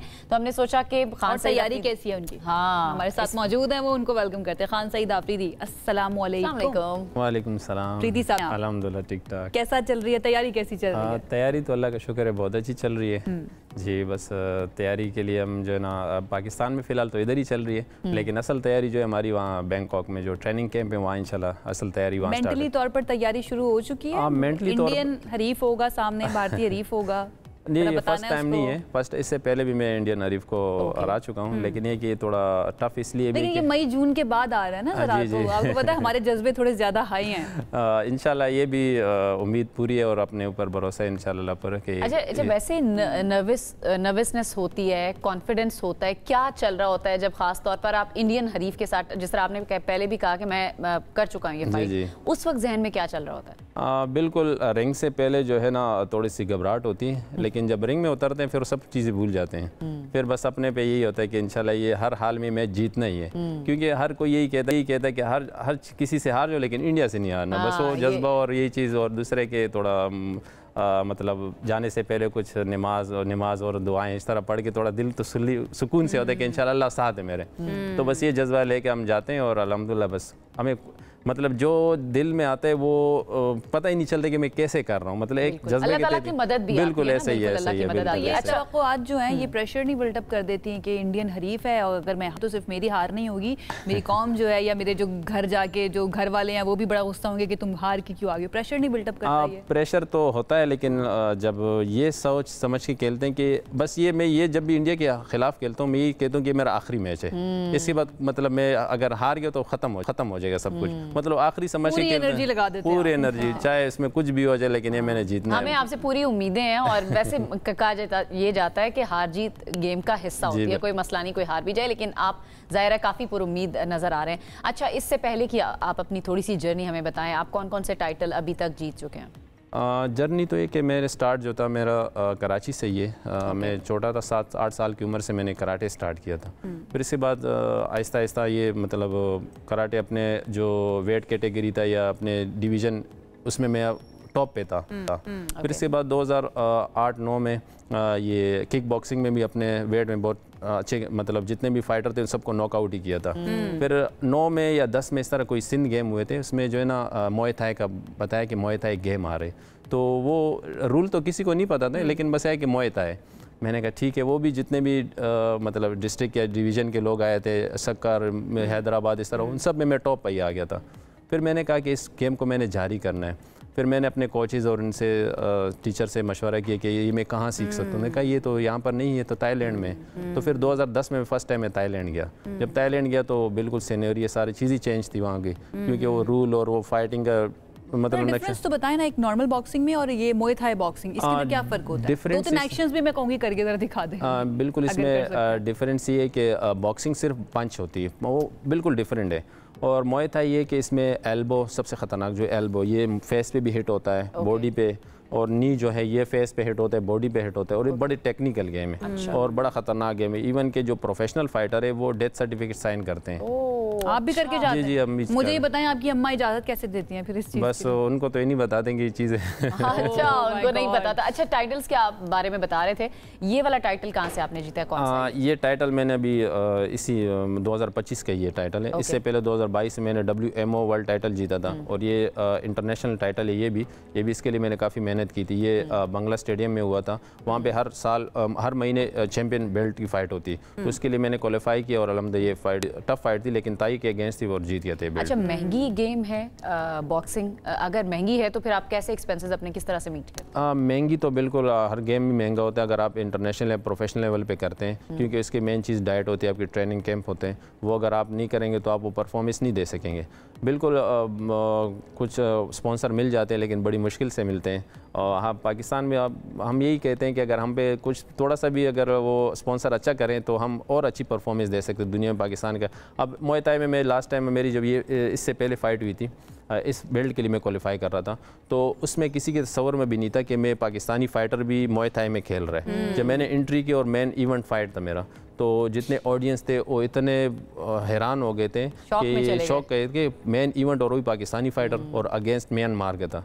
तो वो मैं फ़ाइट जब जीता, तो जब रिंग से उतरा, वो इवन के इंडियन जो टूरिस्ट आए थे वो मेरे साथ सेल्फियाँ बना रहे थे। उनको ही पसंद आ गया कि पाकिस्तानी फाइटर, उनका अपना एथलीट नहीं था ना, तो इस रीजन की वजह से आप ओन करना शुरू कर देते हैं। एंड देन म्यांमार हो गया या थाईलैंड हो गया, स्पेशली थाईलैंड की ही है, इसीलिए उसका नाम आया। तो ये रीजन के लोग मैंने सुना है कि बहुत खतरनाक होते हैं, स्पेशली इस तरह की बॉक्सिंग के अंदर। जी बिल्कुल। कभी किसी थाई के साथ आपका मुकाबला हुआ, वो एक्सपीरियंस कैसा रहा? हाँ बिल्कुल, थाई के साथ मुकाबला मेरा 2018 में एक बहुत टफ मुकाबला हुआ था। वो ये था कि जो मेरा हरीफ था वो मेरे लेवल का ही था। इसमें ये था कि इसमें लेवल नहीं देखा जाता, इसमें आपकी वेट कैटेगरी के वेट से हिसाब से। लेकिन वो अगर मेरे जैसे भी 7 विन थे 2018 में, तो उसके भी 10 या 9 विन थे इस तरह के।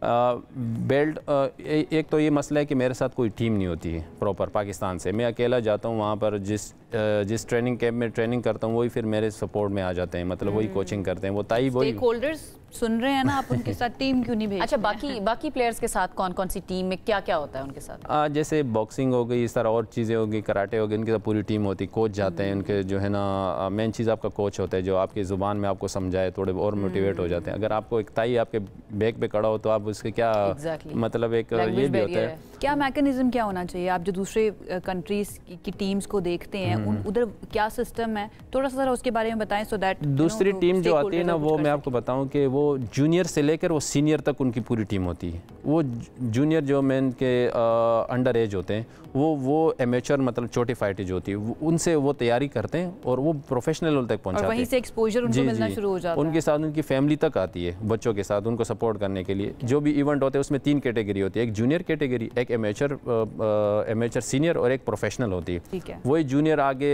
नेक्स्ट टाइम में जो एमेचर में चले, फिर उसके बाद जो है ना प्रोफेशनल में जाते हैं। और उनके साथ इवन की उनकी मीडिया होती है, उनकी पूरी टीम आती है, कोचेज होते हैं, उनके डॉक्टर होते हैं, पूरे एक टीम होते हैं। तो वो फिर जब अंदर एंट्री करते हैं तो पता चलेगा कि टीम आई हुई। अब मैं जाता हूँ, मैं पाकिस्तान का फ्लैग अकेले लेके जाऊँ तो सब देख रहे हो, इतनी बड़ी कंट्री, इतनी पावरफुल कंट्री, और ये क्या करना चाहिए जो इस वक्त देख रहे हैं stakeholders, sports board specially, कोई मैसेज देना चाहेंगे? स्पेशली स्पॉन्सर्स को क्या मैसेज देना चाहेंगे?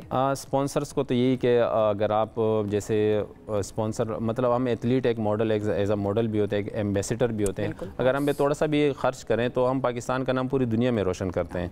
और जहाँ भी जाते हैं, आपने ये नहीं देखा होगा कि कोई मार्शल आर्टिस्ट ने जो है ना पाकिस्तान को मायूस किया हुआ। हर मार्शल आर्ट, हर फील्ड में जो है ना पाकिस्तान को कोई ना कोई मेडल आता है। तो इनको चाहिए कि पाकिस्तान के जो ये सेक्टर है, इस पर थोड़ा मेहनत करें ताकि दुनिया में और भी पाकिस्तान का नाम कमा सके। ये जो मैं स्पॉन्सर्स की बात करूँ, बाकी मेरी केपी गवर्नमेंट से भी बात हुई है, हमारे जो बरादरी के सोहेल अफरीदी, वो कह रहे कि हम आपको आगे जितने भी इवेंट होंगे इसमें सपोर्ट करेंगे, लेकिन देखते हैं भी कितना वो सपोर्ट करते हैं। नहीं, इंशाल्लाह उन्होंने वादा किया है तो हम ये उम्मीद रखते हैं कि वो आपको सपोर्ट भी करेंगे और आपकी ये मुश्किल जो है स्पेशली फाइनेंसेस के बारे में वो आसान करेंगे। हमारे हीरो हैं आप हमें रिप्रेजेंट करते हैं। अल्लाह ताला आपको ऐसी कामयाब करें and all the very best for the fight जो 29 नवंबर को अब होने वाली है। इन जा कब रहे हैं आप वैसे? बस इंशाल्लाह विदिन में इसी सैटरडे या संडे को मैंने चले जाना है। All the very best, thank you so much. Khan Saeed Afridi हमारे साथ मौजूद थे, मुए थाई फाइटर जो हैं और पाकिस्तान के अंदर प्रोफेशनली सिर्फ यही खेल रहे होता है, तो डेफिनेटली इनको हमारी सपोर्ट की भी ज़रूरत है। और जो लोग कुछ नहीं कर सकते वो एटलीस्ट दुआ कर सकते हैं, इनके लिए दुआ ज़रूर कीजिएगा। एक ब्रेक की तरफ जाते हैं, वापस आएंगे तो बात करेंगे दीगर अहम सेगमेंट्स पर। हमारे साथ रहिए। ब्रेक के बाद आपको कहेंगे खुश आमदीद। कुछ मुल्की सियासी मंजरनामे पर एक नज़र डाल लेते हैं। 27वीं आईनी तरमीम की इस वक्त गूंज हमें सुनाई दे रही है और हुकूमत हर हाल में इसे मंजूर करवाने के लिए कोशिश कर रही है, बल्कि सरतोड़ कोशिश कर रही है। और इस सिलसिले में जो दीगर जमातें हैं उनकी हिमायत हासिल करने की भी कोशिशें हुकूमत की जानिब से की जा रही हैं। और ये जो आईनी तरमीमी बीमी बिल है 7 नवंबर को सेनेट इजलास में पेश किया जाना है और कहा यह भी जा रहा है कि सेनेट और कौमी असम्बली की कायमा कमेटियां बिल का इजलास में जायजा। एक मसला ये है कि पाकिस्तान तहरीक इंसाफ जो है ना, उसने कहा है कि हमें अभी तक कॉन्फिडेंस में नहीं लिया गया क्योंकि वो अपोजिशन के अंदर है। डेफिनेटली अपोजिशन भी चाहिए होगी अगर ये तरमीम करनी है तो। लेकिन उससे अहम मामला ये है पाकिस्तान तहरीक इंसाफ का कि एक तरफ तो हमें नजर आता है कि नए वजीर आला आए हैं, दूसरी तरफ जो पुराने PTI के रहनुमा थे जो बहुत अरसे से मंजर आम पर नहीं थे, वो सब इकट्ठे हुए हैं और इकट्ठे होकर उन्होंने हुकूमती जमातों से राब्ता करने का फैसला किया है कि हम बानी PTI को रिहाई दिलवाएंगे। अब ये जो हमें इख्तलाफात नजर आ रहे हैं इसके ऊपर जरा जानने की कोशिश करते हैं कि PTI के अंदर चल क्या रहा है। हमारे साथ शफी जान साहब मौजूद हैं जो कि special assistant to CM KPK हैं। चलते हैं उनसे बात करते हैं। अस्सलाम वालेकुम शफी साहब, हमें ज्वाइन करने के लिए। सबसे पहले मैं आपसे यही जानना चाहूंगी कि जो PTI के पुराने रहनुमा हैं, साबिक रहनुमा जो बहुत अरसे से हमें नजर नहीं आ रहे थे, जिनमें फवाद चौधरी साहब भी शामिल है, इमरान इस्माइल साहब भी शामिल है, वो अब ये कोशिश कर रहे हैं कि बानी PTI की रिहाई के लिए हुकूमती जमात जो है उनसे राब्ते करें। इस पर आपका मौक़िफ़ क्या है? ये वो लोग हैं जो जिस टाइम पाकिस्तान तहरीक इंसाफ की गवर्नमेंट थी, जिस वक्त वजीर आजम इमरान खान साहब इस मुल्क के वजीर आजम थे, तब ये कुछ वफाकी वजीर थे, कुछ गवर्नर थे। लेकिन जब पाकिस्तान तहरीक इंसाफ पे सख्त टाइम आया 9 मई के बाद, तो ये लोग 2 दिन जेल काट के या 3 दिन जेल काट के प्रेस कॉन्फ्रेंस करके पाकिस्तान तहरीक इंसाफ को इन्होंने छोड़ दिया। उसके बाद आपने देखा होगा कि इमरान खान साहब ने खुद इनकी मेंबरशिप कैंसिल की। ये जितने भी साहिबान हैं इन्होंने इस्तेकाम पाकिस्तान पार्टी ज्वाइन की, इन्होंने प्रेस कॉन्फ्रेंस वहां भी की। तो ये इनका जो है वो जो एक पुराना इनका रिश्ता था या पुराना इनका नजरिया था तहरीक इंसाफ के साथ, वो सारी चीजें खत्म हो गई। जब IPP की फ्यूचर खत्म हो गई, IPP की सियासी साख खत्म हो गई और इनको अपनी पर्सनल जो है वो पर्सनल जो इनके सियासी फ्यूचर जब इनको कुछ नजर नहीं आया, तो ये अब दोबारा तहरीक इंसाफ की तरफ आना चाहते हैं। देखिए इनकी मुलाकातें बेसूद है, इनके पास ना कोई मैंडेट है, लेकिन फैसला अडियाला से होगा। इनके पास ये अगर मुलाकातें कर भी रहे हैं तो इनके पास इमरान खान साहब का कोई मैंडेट नहीं है, और जो भी फैसला करेंगे वो इमरान खान साहब करेंगे, ना वो कोई डील करेंगे। और जब भी ऐसा कुछ हुआ, मुज़ाकरात हुए, अच्छा, तो अच्छा ये भी कहिएगा, नए जो वजीर आला हैं सुहेल अफरीदी साहब, वो ये वाजे कर चुके हैं कि उनकी प्रायोरिटी, उनकी पहली जो तरजीह है वो बानी पीटीआई की रिहाई है।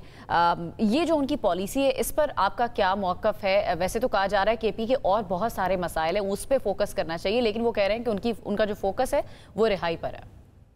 कायद की रिहाई जो है वो इंशाल्लाह जब नौ मुंतखब वजीर आला सुहेल अफरीदी साहब जब अडियाला में इमरान खान साहब से मिलेंगे तो वहाँ पे वो उनसे अब मशावरत भी करेंगे, गवर्नेंस के हवाले से ही मशावरत होगी, कैबिनेट के हवाले से, उसके एक्सपेंशन के हवाले से बात होगी, और तहरीक के हवाले से भी काफी डिटेल उस पर मशावरत होगी। जो भी लाएमर आएगा वो आप अभी आपने जो बात की पुराने रहनुमाओं के बारे में जो बहुत अरसे से सामने नहीं थे, अब अचानक से सामने आए हैं, आप ये कह रहे हैं कि कोई फ़ायदा नहीं होगा इनके बातचीत करने का, लेकिन अवाम के अंदर जो ये तासुर पाया जा रहा है कि पीटीआई शायद बढ़ चुकी है, उसके अंदर बहुत ज़्यादा इख्तलाफात हैं, पुराने रहनुमाओं का अपना एक बयानिया है, क्या आप इत्तफाक करते हैं इस तासुर से जो अवाम में पाया जा रहा है?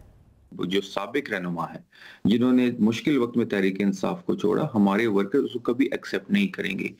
वो जो भी करें उनका एक जाती फेल है, वो जो भी कर रहे हैं वो एक अपनी जाती कोशिश कर रहे हैं, और हमारा वर्कर इस बात को बिल्कुल ज़हन नशीन कर चुका है, और आम आवाम भी इस चीज़ ज़हन नशीन कर चुकी है कि जिन लोगों ने तहरीक इंसाफ छोड़ा उन्होंने 8 फरवरी को अपना जो नताइज थे वो देख लिए थे, तो इसमें अब दूसरा कोई इबाम नहीं रहा, ना ही हमारा इसमें कोई इंटरेस्ट रहा है उन लोगों में जो इंटरेस्टिंग ये होगा कि अगर वो साबिक रहनुमा जिनको आप कह रहे हैं अगर वो कामयाब हो जाते हैं बानी पीटीआई को रिहा करवाने में, तब जो आवाम है वो किसका साथ देती है, लेकिन उसके लिए थोड़ा सा इंतजार करना पड़ेगा। बहुत शुक्रिया शफी जान साहब हमारे साथ मौजूद है, मुआविन खुसूसी बराए सीएम केपी के, उनसे हमने बात किया और उन्होंने अपना मौक़िफ़ जो है वो हमारे सामने रखा।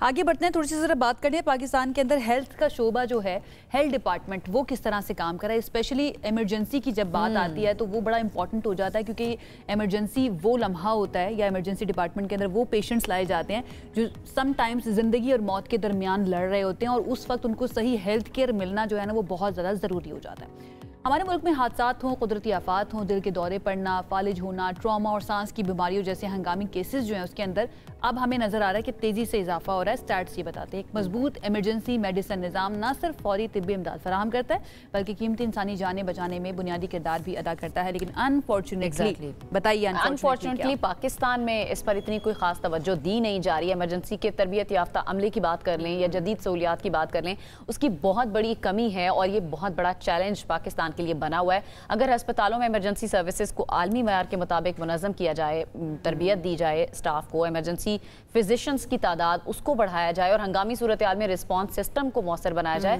तो इससे ना सिर्फ शरह अमवात में नुमाया कमी आ सकती है अगर ये सिस्टम हम ले आएँ, तो बल्कि इसके अलावा मजमूई तौर पर सेहत के निज़ाम पर भी एतमाद मजबूत होने वाला है डेफिनेटली। और इसके अंदर कोऑर्डिनेशन जो होती है ना और डिफरेंट ममालिक का कोलैबोरेशन ये बड़ा इंपॉर्टेंट होता है, और डेफिनेटली इंसानियत है, इंसानियत के लिए तो सारे ममालिक मिलकर काम करें तो ज़्यादा अच्छा होता है। इस पर आज हम बात करते हैं। हमारे साथ मौजूद है डॉक्टर ख्वाजा जुनैद साहब जो कि डीन है faculty of Emergency medicine college of physicians and surgeon Pakistan के। उनको वेलकम करते हैं। डॉक्टर साहब थैंक यू सो मच हमें ज्वाइन करने के लिए। और उनके साथ मौजूद हैं बरतानिया से तशरीफ़ लाए हुए एंड्रयू फ्रायर साहब जो कि हेड ऑफ इंटरनेशनल है Royal College of Emergency Medicine के। Thank you so much Andrew for joining us. First of all doctor Junaid, मैं आपसे स्टार्ट करना चाहूँगी, पाकिस्तान कहाँ पर स्टैंड करता है when it comes to emergency services या इमरजेंसी के शोबे की अगर हम बात करें, पाकिस्तान कहाँ पर स्टैंड कर रहा है राइट नाउ? इस वक्त किसी के घर पे भी कोई भी मरीज़ गिरता है या कोई ट्रॉमा होता है सड़क पे, तो पहला रिस्पांस ये होता है कि इसको इमरजेंसी में लेके जाना है, और उसके बाद आप अपना मोबाइल निकालते हैं और फिर आप अपने जानने वालों को फ़ोन करते हैं, क्योंकि आपको ये पता होता है कि इमरजेंसी में सबसे जूनियर स्टाफ होगा, सबसे इल ट्रेंड होगा, और वहाँ पे हमें किसी को फ़ोन करना पड़ेगा हेल्प के लिए। और ये सबसे बड़ा हमारा अलमिया है दुनिया में। इमरजेंसी मेडिसिन के डिपार्टमेंट में फ्रंट डोर पे द मोस्ट स्किलफुल और ट्रेंड पीपल को रखा जाता है, ताकि गोल्डन आवर्स की जो गोल्डन मिनट्स की जो फैसले हैं वो टाइम पे हो सकें। अनफॉर्चुनेटली हमारे मुल्क में इमरजेंसी मेडिसिन का इस वक्त जो सेटअप है उसमें टोटल 15 से 16 डिपार्टमेंट्स हैं, right from the north to south, जो कि रिकग्नाइज हैं कोई इमरजेंसी मेडिसिन की ट्रेनिंग कराने के लिए। और ये भी एक रिकग्नाइज ट्रेनिंग प्रोग्राम जो है वो 10 साल पहले 2012 या 13 में स्टार्ट हुआ था और college of physician and surgeon ने स्टार्ट किया था।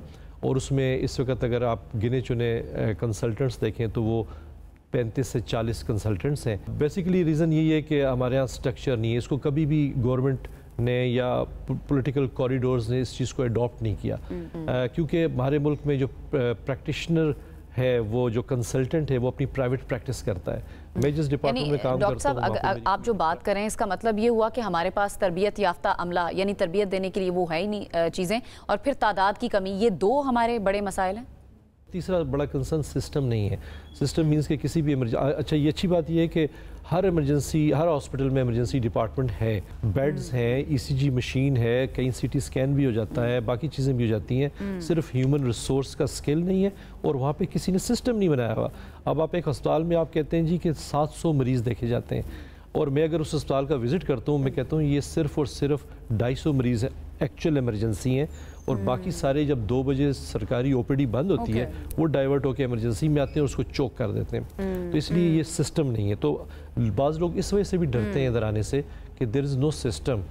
ठीक है, that's why collaboration is very important, और उसके लिए एंड्रयू हमारे साथ है। Andrew, thank you so much for joining us. First of all, I believe this is your second trip to Pakistan. How is it going so far? Very well, thank you. We visited Rawalpindi Medical University yesterday as part of a program that the college has with both Rawalpindi Medical University and the Pakistan of Medical Sciences, and we've been having a really good time. Andrew, and how Pakistanis and Pakistan is treating you so far? Very well, very friendly, excellent food. Right. So what do you think about emergency department or emergency system of medicine in Pakistan, especially the treatment that's been given in Pakistan emergency departments in hospitals? That's right, yeah. So global emergency medicine is increasing as something that ministries of health and the WHO identify as an area of high importance. After coronavirus, a lot of the experts that help support those efforts were emergency medics. It's a young speciality. Even in the UK, the Royal College only became the Royal College in 2005. But the importance of it with climate change and the impact of sort of global issues means it's a priority we should take seriously. And in Pakistan, we know there's highly capable, competent people, and the Royal College has a number of Pakistan members. We aim to put those two items and areas together to benefit both the UK, but also Pakistan. And Andrew, which areas do you think Pakistan really needs to work on? I think it's developing the faculty, and that's why the Pakistan Society for Emergency Medicine and the EM faculty are looking at ways to develop that, to scale that up, but also to utilize the expertise of international doctors. We know that Pakistan has a number of people who have gone and I think they're not short of people who are trained, because the same people when they go to other countries like UK or Australia or New Zealand, they really work brilliantly over there. You agree with me? I can tell you the example that in last 10 years we have trained more than 60 fellows in Pakistan. And only 5 of them are working in Pakistan at the moment. All right. अच्छा doctor साहब, मसाइल तो हम ज़ाहिर discuss कर ही रहे हैं कि कहाँ पर हम लैग कर रहे हैं, लेकिन आपको क्या लग रहा है कि चैलेंजेस क्या हैं उन चीज़ों को मीट करने के लिए जो पाकिस्तान को जिनकी अशद ज़रूरत है? आई थिंक मेरा सबसे बड़ा कॉन्सेप्ट यही है कि इसमें जब तक हमें गवर्नमेंट लेवल पे, मिनिस्ट्री ऑफ हेल्थ के लेवल पे अडॉप्ट नहीं किया जाएगा कि ये स्पेशलिटी है और इसकी स्पेशलिटी की dynamics to restore the human resource, जो फैकल्टी रिस्टोर, वो उसके लिए हमें कुछ करना पड़ेगा। और एक तो ये चीज़ है, और दूसरा ये कि इसके अलावा और कोई चीज़ नहीं। बाकी अल्हम्दुलिल्लाह ट्रेनिंग हमारे पास इतना डिज़ीज़ बर्डन है, इतना डिज़ीज़ लोड है कि आपकी ट्रेनिंग का कोई मसला नहीं है। अच्छा, ये ऐसी स्पेशलिटी जिसमें कोई हाई फाई इक्विपमेंट्स नहीं चाहिए। आपको फ्रंट डोर पे basics blood test, basic x ray, basic CT, और आपको सिर्फ वो चाहिए कि ह्यूमन रिसोर्स जो कि दवाई लगा सके टाइम पे, और आपका disease burden to the hospital load भी कम हो जाता है। जब एक बंदा विद इन फ्यू आवर्स अच्छा ट्रीट नहीं होता, उसका हॉस्पिटल स्टे बढ़ जाता है। ये सारी चीज़ें, और आप फिर नेटवर्क बनाते हैं, ट्रॉमा नेटवर्क। बड़े इंपॉर्टेंट पॉइंट्स आप उठा रहे हैं, लेकिन इंपॉर्टेंट ये भी है ना डॉक्टर साहब कि मसले को मसला पहले समझा जाए। क्या हुकूमत इसको मसला समझती है? उनको पता भी है कि ये इशू चल रहा है हमारे हेल्थ डिपार्टमेंट के अंदर, उस तरफ ध्यान आ रहा है? जी हाँ, वो बेसिकली अनफॉर्चुनेटली वही है कि जो डिसीजन मेकर्स हैं उसमें अगर इमरजेंसी मेडिसिन या एक्यूट केयर की डिसीजन मेकिंग में हमारी स्पेशलिटीज़ को इन्वॉल्व किया जाए, being a president and the dean of the emergency medicine, I think in last 5-6 years में हमने नहीं देखा डॉक्टर साहब। तो इस सिलसिले में गवर्नमेंट क्या रोल प्ले कर सकती है? आपने जिस तरह खुद भी कहा कि स्टाफ की कमी का सामना है, ख़ास तौर पर इसमें क्या गवर्नमेंट रोल प्ले कर सकती है? अगेन सोल्यूशन वही है कि अगर आप जिस तरह पाकिस्तान में इस वक्त प्राइवेट सेक्टर इस चीज़ को बहुत अच्छा अंडरस्टैंड कर चुका है, उनको even for the business model भी पता है कि इमरजेंसी डिपार्टमेंट ठीक करेंगे तो पेशेंट आएंगे, ट्रीट होंगे और फिर दाखिल भी होंगे। तो इसलिए मेरा ख्याल है कि जो आपका सवाल है कि कैसे इसको अट्रैक्टिव बनाया जाए, तो again it's not only the financials, it's the system as well. तो आपका एक जॉब स्ट्रक्चर हो, आपकी कैरियर पाथवे डिफाइन हुआ हो कि हम भी कल प्रोफेसर बन जाएंगे, हमें भी आगे जाके चांस मिलेगा सुपरवाइजर्स बनने का और चीज़ें बनने का, तो वो स्ट्रक्चर नहीं है। इस वक्त जो एक बॉडी है वो एक college of physician and surgeon है जो इसको कैटर कर रही है। दूसरी तरफ से हमारे इंटरनेशनल कोलीग्स हैं या रॉयल कॉलेज है, इस तरह हमारा एक वेस्ट में एक प्रोग्राम है जो अमेरिकन कॉलेज के साथ CPAM अटैच्ड हुआ था, तो ये लोग आके अपना इनपुट देते हैं जिसकी वजह से काफ़ी हेल्प होती है। अभी भी हम जो 3 दिन के लिए इकट्ठे हुए हैं, इसमें हमारे पास more than 30 international faculty members आए हुए हैं और वो आके यही सर जोड़ के बैठेंगे कि how we will deal with this problem. ये भी ना डॉक्टर साहब के इस कोलैबोरेशन से एक्सपेक्ट क्या कर रहा है Royal College? So Andrew, what is Royal College is expecting from this collaboration? Like what's the goals और targets here? So our aim is to work with any countries that wish to develop emergency medicine because we recognise it's a global issue. We want to help emergency medics to advocate, and the Royal College can do that with some of its experience. And we want to share ideas and best practice. We've discussed and mentioned the challenges. Financial is one. If we can get more emergency medicine doctors, that will have an impact. But there's also a number of different experiences from different international countries where with limited resources they've managed to adapt to some of the challenges in emergency medicine. So we're here to help support the Pakistan EM faculty to develop ways in which they can Andrew, improve. Are there other countries as well which Royal College is working with? Like, what are the notable importance in those countries of Royal College? Yeah, so we've seen significant results across a number of different areas. Okay. We deliver and support the delivery of the basic emergency care course, which is a WHO training course in Ethiopia, and we're looking to scale that up. And the data from that is very positive with mortality rates going down significantly. We're also supporting the development of the latest educational theory. So bringing experts from various different institutions to talk about the latest developments in emergency medicine. And how do you plan to inculcate passion in people? I think we just have to keep pushing, keep communicating. TV shows like this will help. Right. Conferences like the Pakistan Society for Emergency Medicine are organising enable international players to draw attention to the key issues. No, well, I think passion is something, it comes from within. You cannot inculcate it by some training or something. In the end, doctor साहब, आप कुछ कहना चाहेंगे जितने भी देखने वाले हैं या फिर जो स्टेक होल्डर्स हैं उनसे, क्या डिमांड्स हैं आपकी या क्या आप सोच रहे हैं इमरजेंसी मेडिसिन के बारे में? जी, बस मेरा ख्याल है कि just to give this message कि emergency medicine is the very vital game changer for the acute care in Pakistan, और आई थिंक इस वक्त इसके ऊपर सबसे ज़्यादा तवज्जो दी जानी चाहिए ताकि आपका डिजीज़ बर्डन हॉस्पिटल के ऊपर कम हो। थैंक यू सो मच, बहुत शुक्रिया। डॉक्टर जुनेद हमारे साथ मौजूद हैं। Andrew, thank you so much. I hope you will enjoy your stay, remaining stay in Pakistan. जनाब, इमरजेंसी मेडिसिन के अंदर और ये जो शोबा है उसके अंदर बहुत ज़्यादा काम करने की ज़रूरत है। ऑल दो हमारा हेल्थ डिपार्टमेंट जो है वो पूरी दुनिया के अंदर बहुत ज़्यादा मशहूर है कि यहाँ पर बड़ा अच्छा काम होता है, बट अगेन इम्प्रूवमेंट की गुंजाइश जो है ना वो हमेशा रहती है। आगे बढ़ जाते हैं और एक और अहम मेहमान से आपकी मुलाकात करवानी है। बिल्कुल अहम मेहमान से मुलाकात करानी है जो पहाड़ों के शहजादे कहलाते हैं, जिनका नाम है असद अली मेमन। और असद अली मेमन जो है उन्होंने गुज़श्ता दिनों 7 बर्रे-आज़मों की बुलंद तरीन जो चोटियाँ उसको सर करने का सफ़र मुकम्मल कर लिया है और ये तारीख़ी कारनामा उन्होंने सर अंजाम दिया है। उन्होंने ओशियाना की सबसे बुलंद चोटी पुंचाक जाया, आई थिंक उसको कहते हैं, उसको सर करके आलमी सतह पर मशहूर 7 समिट्स का जो चैलेंज था उन्होंने उसको कंप्लीट किया। इससे पहले वो दुनिया की बुलंद तरीन चोटी जो है माउंट एवरेस्ट उसको सर करने वाले पाकिस्तान के 8वें, जबकि सिंध के पहले कोहपैमा बने।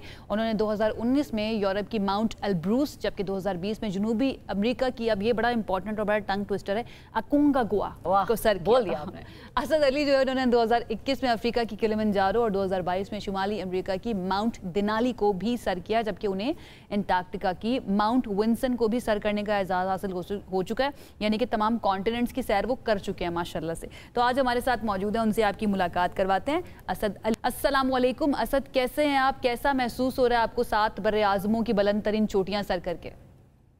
मैम, पहले तो बहुत शुक्रिया आपका टाइम मेरी स्टोरी हाईलाइट करने का। Wonderful experience. ये सिर्फ घूमना नहीं था, ये दुनिया के 7 बुलंद तरीन चोटियों को सर करने की मुहिम थी जो पूरी ग्लोबल दुनिया 8 अरब हो चुके हैं हम लोग अभी।